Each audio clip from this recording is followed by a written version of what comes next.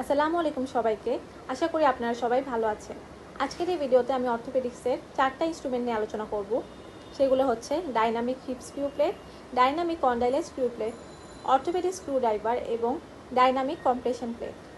Firstly আজকে যে instrument নিয়ে আমরা আলোচনা করব সেটা হচ্ছে ডাইনামিক হিপ স্ক্রু প্লেট। এখানে 3টি পার্ট রয়েছে, ব্যারেল, প্লেট এবং স্লাইডিং স্ক্রু। এখানে ব্যারেল এবং প্লেটের মধ্যে যে অ্যাঙ্গেলটি রয়েছে সেটা হচ্ছে 135 ডিগ্রি। এটার ইউজ হচ্ছে ইন্টারটোকেন্ডারি ফ্র্যাকচার, বেজাল নেক ফ্র্যাকচার এবং বালগাস অস্টিওটমির ক্ষেত্রে এটা ব্যবহৃত হয়।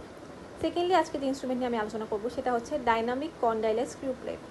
এখানে 2টি পার্টস রয়েছে, সেগুলো হচ্ছে ব্যারেল, প্লেটস উইথ হোলস।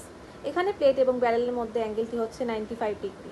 এক্সামে ডাইনামিক কন্ডাইলার স্ক্রু প্লেট এবং ডাইনামিক হিপ স্ক্রু প্লেটের মধ্যে অনেক বেশি কনফিউশন কাজ করে। মেনলি এই দুটার অ্যাঙ্গেল দেখে আমরা এই দুটাকে ডিফারেন্সিয়েট করতে পারবো। ডাইনামিক হিপ স্ক্রু প্লেটের ক্ষেত্রে ব্যারেল এবং প্লেটের অ্যাঙ্গেলটি হচ্ছে 135 এবং ডাইনামিক কন্ডাইলার স্ক্রু প্লেটের ক্ষেত্রে অ্যাঙ্গেলটি হচ্ছে 95 ডিগ্রি। ডাইনামিক কন্ডাইলার স্ক্রু প্লেটের ইউজগুলো হচ্ছে ইন্টারটোকেন্টারিক এবং সাবটোকেন্টারি ফ্র্যাকচারে এটা ব্যবহার করা হয়। থার্ডলি যে ইনস্ট্রুমেন্টটি আমি আজকে আলোচনা করব সেটা হচ্ছে অর্থোপেডিক স্ক্রু ড্রাইভার।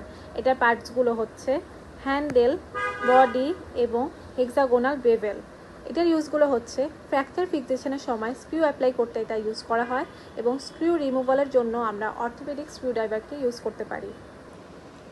লাস্টলি যে ইনস্ট্রুমেন্ট নিয়ে আজকে আমরা আলোচনা করব সেটা হচ্ছে ডাইনামিক কম্প্রেশন প্লেট। এটা টোটাল 3 ধরনের হয়ে থাকে, ন্যারো, স্মল এবং ব্রড ডাইনামিক কম্প্রেশন প্লেট।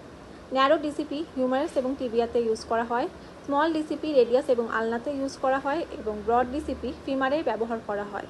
এটার পার্টসগুলো হচ্ছে ফ্ল্যাট, স্প্লিন্স এবং হোলস। এটার ইউজগুলোর মধ্যে হচ্ছে ইন্টারনাল ফিক্সেশন এবং ট্রান্সফার্স ও শর্ট অবলিক ফ্র্যাকচারে এগুলো ব্যবহার করা হয়। আমাদের আজকের আলোচনা এই পর্যন্তই। পরবর্তী ভিডিওতে আমি আরও কিছু অর্থোপেডিক্স ইনস্ট্রুমেন্ট নিয়ে আলোচনা করব। আসসালামু আলাইকুম।